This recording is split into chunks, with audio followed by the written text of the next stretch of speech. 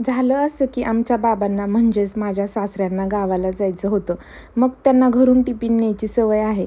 नेहमी प्रवासाला जाताना त्यांची डिमांड अशी असते की काहीही दे, फक्त कोरडं दे, जे की लीक होऊन माझी बॅग खराब होणार नाही. मग मी ठरवलं की स्मोकी पनीर बिर्याणी देते, जेणेकरून पोट पण भरेल, प्रवासाला हलकं पण वाटेल आणि अगदी डिमांडप्रमाणे लीक पण होणार नाही. खरंच अगदी मनातून सांगते, या बिर्याणीपुढे सगळं फिकं आहे. इतकी सुंदर झाली होती ही खायला. तर सगळ्यात पहिले 2-3 पळी छान फेटलेले दही घ्यायचं आणि त्यामध्ये मसाले ॲड करायचे. मसाल्यात मी 1 चमचा धने पावडर, 1 चमचा लाल तिखट, 1 चमचा घरचं काळं तिखट, 1 चमचा कांदा लसूण मसाला, अर्धा चमचा हळद, 2 चमचे बिर्याणी मसाला, हे सर्व चमचा प्रमाण मी मसाल्यातल्या चमच्याचं सांगितलं बरं का. नेक्स्ट स्टेप अशी, आता हे सर्व मसाले छान मिक्स करून घ्यायचे. आता या मिक्सचरमध्ये तुम्ही हव्या त्या व्हेजिटेबल्स ॲड करू शकता. मी इथं भाज्यांमध्ये गाजर, बटाटा, टोमॅटो, कांदा, फुलकोबी, मी 1 दिवस आधीच भिजवलेले वाटाणे आणि आपल्या बिर्याणीचा स्टार इन्ग्रेडियंट म्हणजे 200 ग्राम पनीर पण यात टाकले. आता भाज्यांचे प्रमाण आवडीप्रमाणे घेऊ शकता आणि कट पण आवडीच्या शेपप्रमाणे करू शकता. फक्त व्हेजिटेबल्स खूप बारीक कट करू नका. आता यात खूप सारी बारीक कट केलेली कोथिंबीर आणि पुदिना टाकायचा आहे. आता हे सर्व अलगद हाताने चांगलं मिक्स करायचं. फक्त पनीर तुटू नये किंवा स्मॅश होऊ नये म्हणून अलगदपणे करायचं आहे. हे सर्व छान मिक्स झाले, तुम्ही पाहू शकता. इथं मी मीठ टाकलेलं नाही कारण याला पाणी सुटू नये म्हणून. आता मी हे 20 मिनिटासाठी झाकून ठेवले. तोपर्यंत बाकीची तयारी करूया. इथं मी एका मोठ्या पातेल्यात थोडंसं तेल, 2 तेजपत्ता, 4 लवंगा टाकल्या. आता यात पाणी टाकायचं. मी 2 वाटी तांदळाला 2 ग्लास पाणी टाकलं होतं. पाण्यात 2 लेमन स्लायसेस आणि कोथिंबीर पण टाकायची आणि चवीपुरतं मीठ पण टाकायचं आणि या पाण्याला आता छान उकळी येऊ द्यायची. तोपर्यंत मी इथं 2 वाटी बिर्याणी तांदूळ घेते. तो मी स्वच्छ धुवून घेते. पाण्याला उकळी आली की तांदूळ टाकायचा. आता हे सर्व मिक्स करून शिजवायचं. 4 ते 5 मिनिट मी हाय फ्लेमवर शिजवला. हे सर्व आपल्याला छान मिक्स करून छान शिजवायचं आहे. इथं मी रायता किंवा कोशिंबीर करणार आहे. त्यासाठी मी 1 गाजर, 1 काकडी किसून त्यामध्ये 2-3 पळी दही, अर्धी कट केलेली मिरची, मीठ, चाट मसाला व कांद्याच्या काही स्लायसेस टाकणार आहे आणि मिक्स करायचं. मस्त अशी कोशिंबीर किंवा रायता काहीही म्हणा तयार आहे. या बिर्याणीसोबत बुंदीचा रायता पण खूप छान लागतो.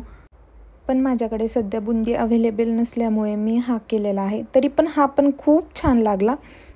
आणि बिर्याणीसोबत कोशिंबीर किंवा रायता नसेल तर चव कुठेतरी अपूर्ण वाटते. आता मी चाट मसाला ॲड करून माझी कोशिंबीर रेडी केलेली आहे. तुम्ही पाहू शकता मी थोडीच केलेली आहे.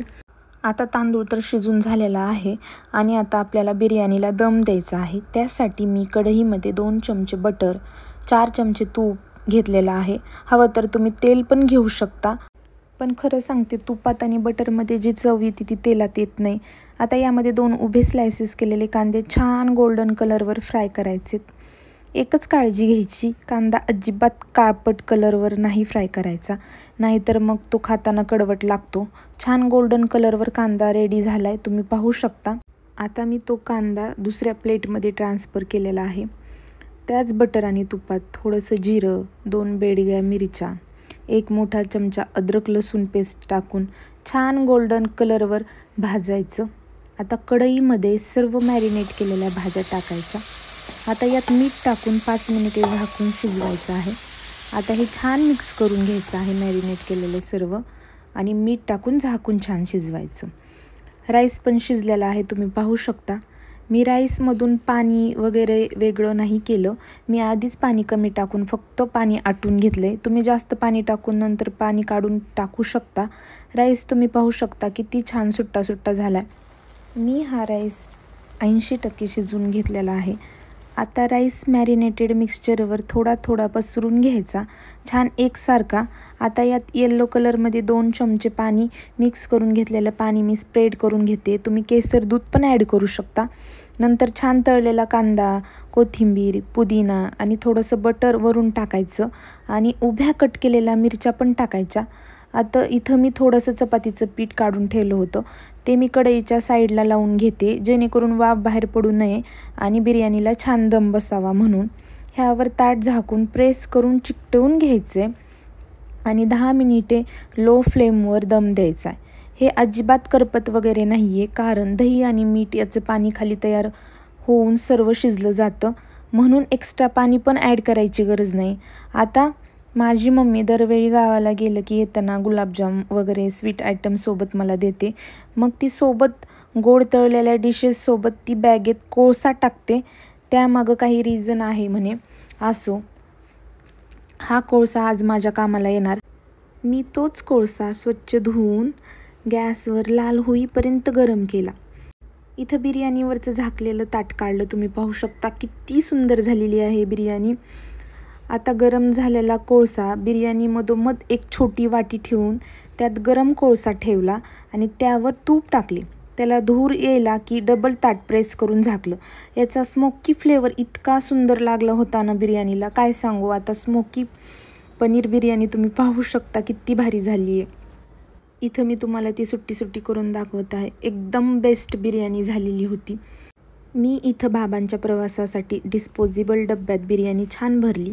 ते स्टीलचा डबा नाही घेऊन जात, वयानुसार आठवणीत राहत नाही. मग हे डिस्पोजेबल डबे खाल्लं की फेकून देता येतं आणि सांभाळायचं टेन्शन नाही, असं त्यांचं म्हणणं आहे. असो, आपण तरी कुठे रोज यूज करतो हे डबे.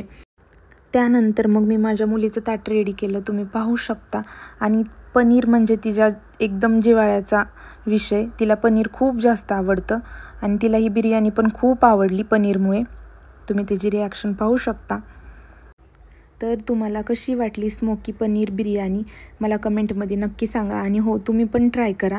आणि हो, माझ्या जर रेसिपी तुम्हाला खरंच आवडत असतील तर प्लीज माझ्या चॅनलला लाईक करा, शेअर करा. आणि हो, सगळ्यात मेन म्हणजे तुम्हाला जर माझ्या रेसिपी खरंच आवडत असतील तर माझ्या चॅनलला सबस्क्राईब करा. आता इथे मी बाबांचा डबा पॅक करत आहे आणि नंतर त्यांना मी तो देणार. भेटूया अशाच छान रेसिपीसोबत नेक्स्ट व्हिडिओमध्ये. तोपर्यंत बाय.